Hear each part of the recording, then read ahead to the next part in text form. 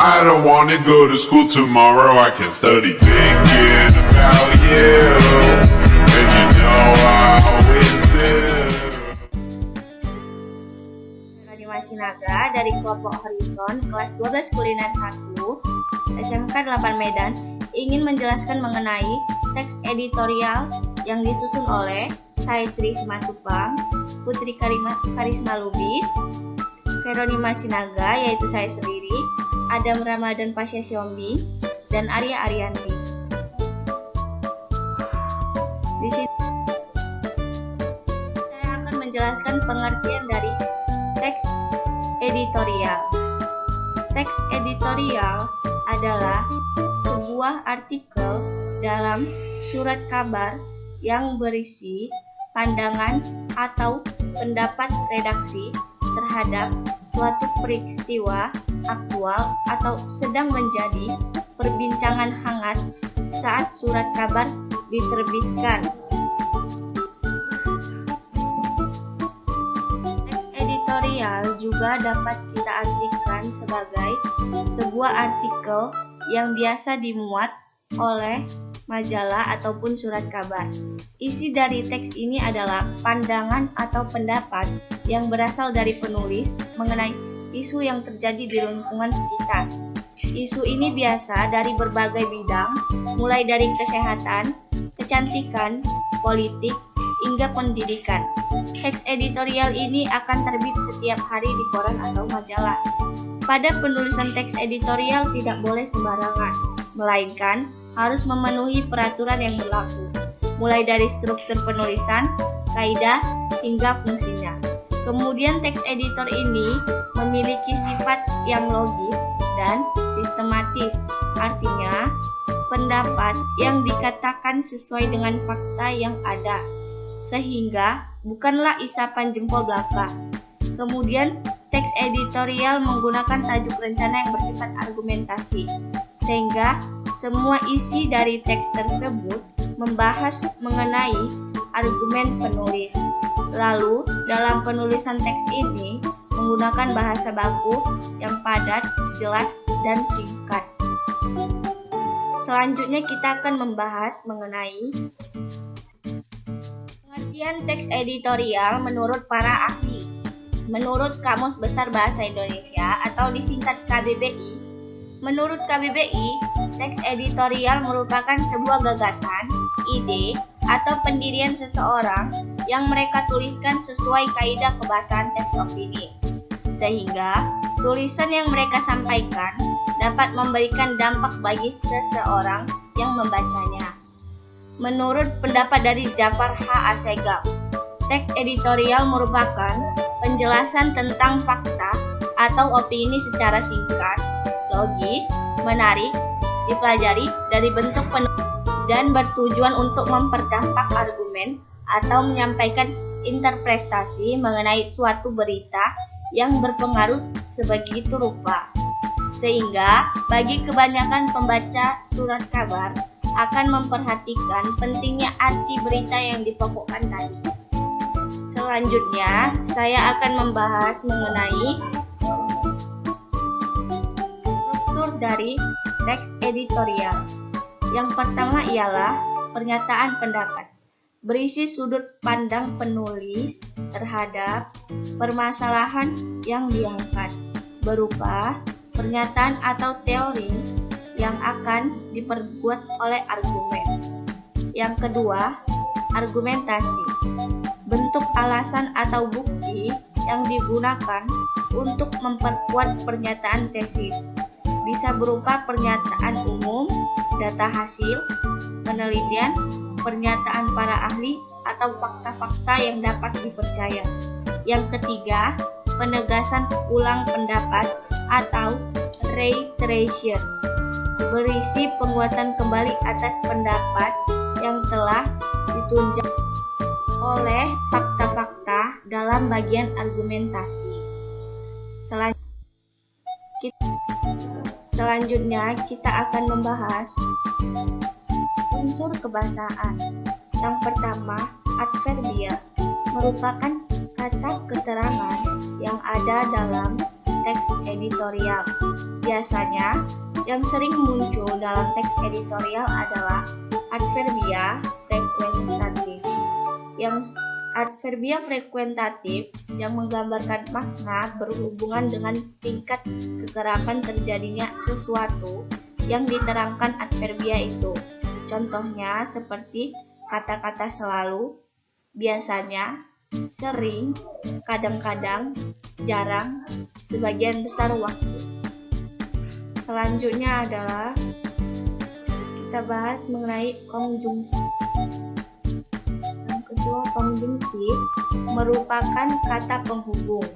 Biasanya banyak ditemukan konjungsi antar kalimat seperti bahkan, malahan, dan sesungguhnya. Yang ketiga, verbal material merupakan kata kerja yang menunjukkan perbuatan fisik atau peristiwa. Contohnya, membaca, menulis, dan memukul.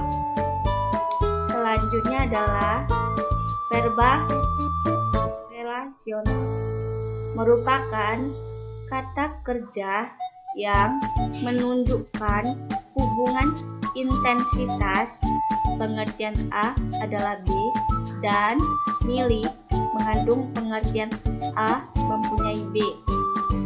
Verbal mental merupakan kata kerja yang menerapkan persepsi, melihat, merasa, afeksi, suka, khawatir, dan kognisi, berpikir, mengerti. Tujuan dari teks editorial yaitu mengajak masyarakat atau pembaca untuk ikut campur dalam isu yang sedang hangat dibicarakan, memberikan pandangan kepada masyarakat terhadap isu yang sedang berkembang. Kita juga dapat mencari tujuan lain dari teks editorial, yaitu penulisan teks editorial memiliki tujuan untuk menginformasikan peristiwa yang sedang terjadi di lingkungan sekitar. Dan penulisan teks editorial dimaksud untuk memberikan pendapat penulis kepada para pembaca yang tentang peristiwa yang sedang hangat dibicarakan di lingkungan sekitar. Lalu, penulisan teks editorial memiliki tujuan agar pembaca mengetahui pandangan dari penulis dengan pedoman beberapa data valid terhadap fenomena di lingkungan sekitar. Selanjutnya kita akan membahas mengenai ciri-ciri teks editorial.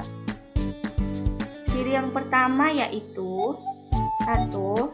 Tema tulisannya sedang dibicarakan secara luas oleh masyarakat, aktual dan faktual.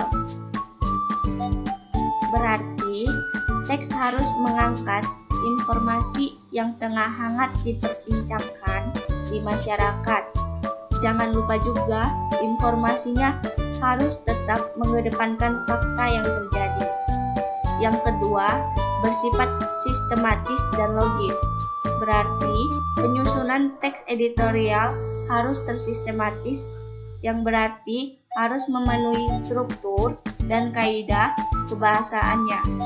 Teks juga harus logis, artinya masuk akal dan tidak imajinatif.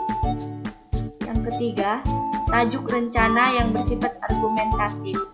Artinya, seperti yang sudah dijelaskan, bahwa teks ini berisi pendapat pribadi dari redaksi. Artinya teks ini mengutarakan argumen-argumen yang ada dalam sudut pandang redaksi. Yang keempat, menarik untuk dibaca karena kalimatnya yang singkat, padat, dan jelas.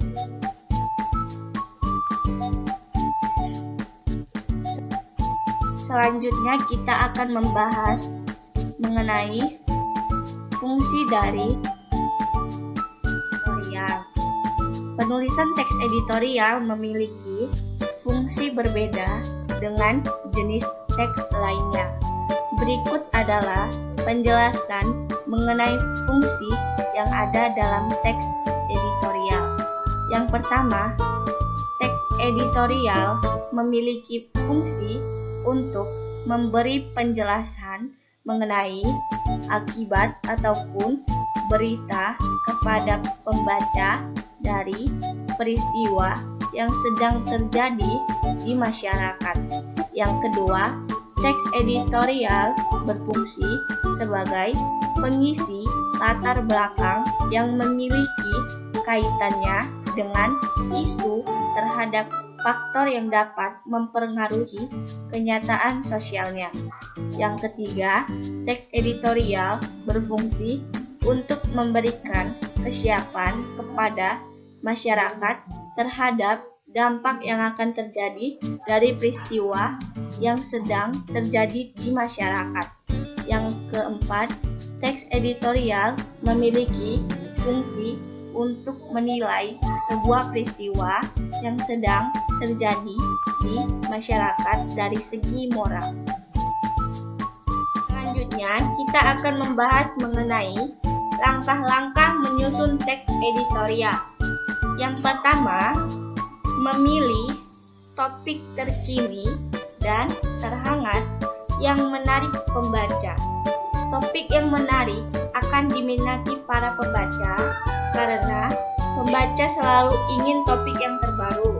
Yang kedua, mengumpulkan data untuk mendukung pendapat.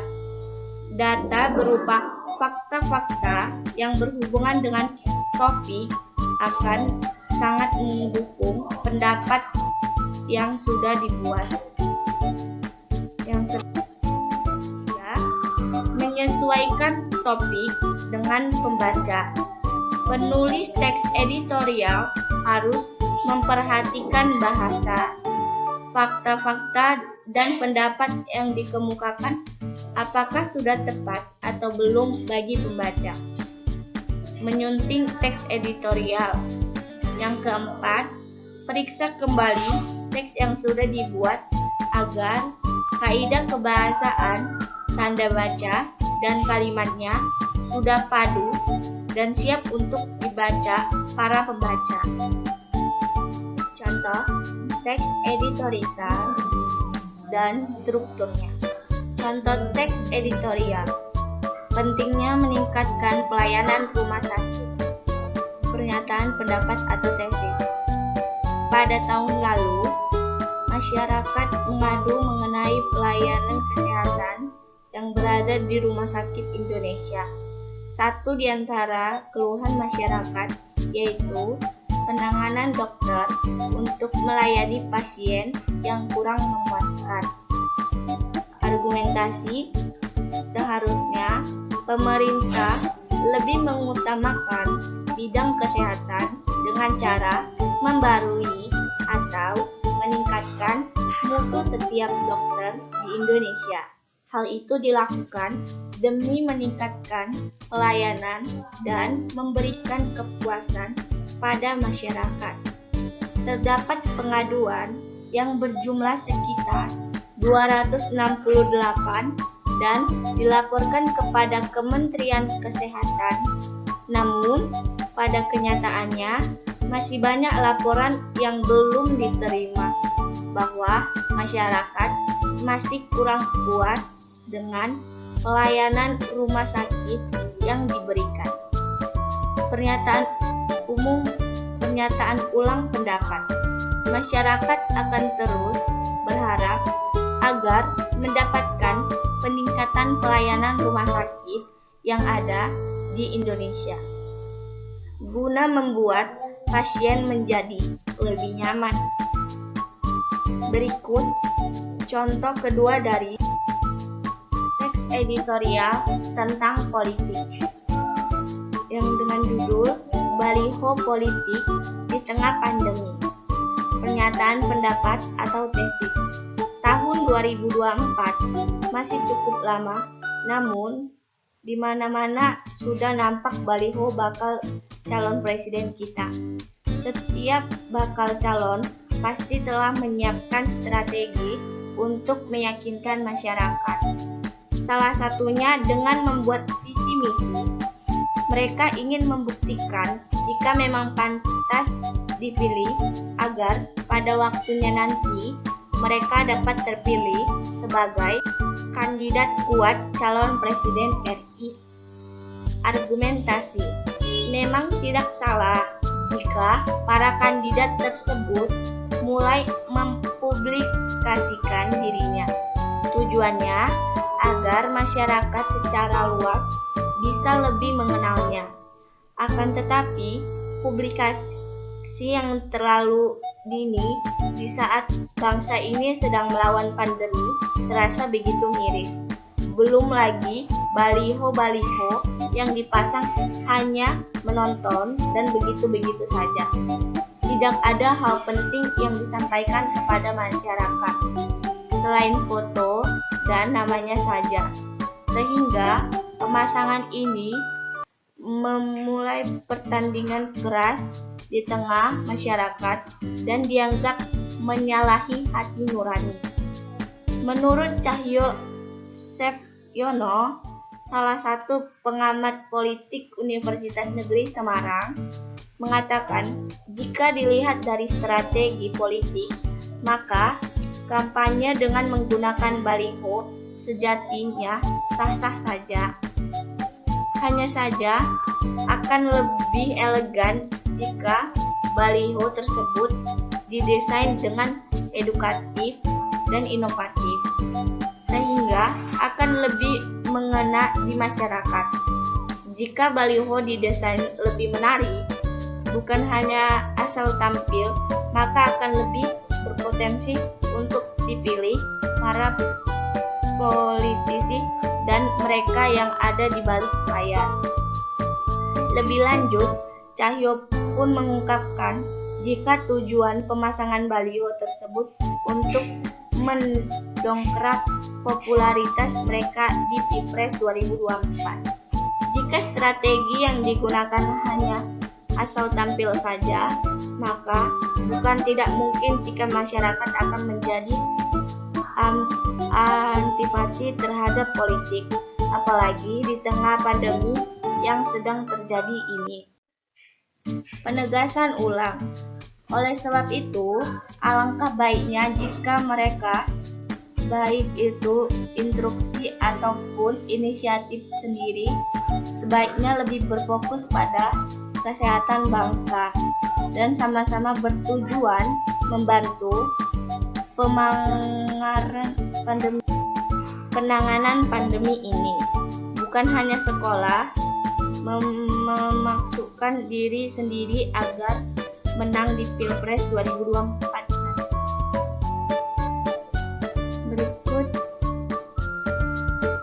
Berikut contoh teks editorial tanpa struktur yang sedang marak belakangan ini mengenai dampak COVID-19 terhadap pendidikan anak yang dapat kita lihat di layar. Jadi, kesimpulan dari materi yang telah dibahas sebelumnya adalah teks editorial merupakan teks yang berisi pendapat pribadi seseorang terhadap suatu isu atau masalah aktual.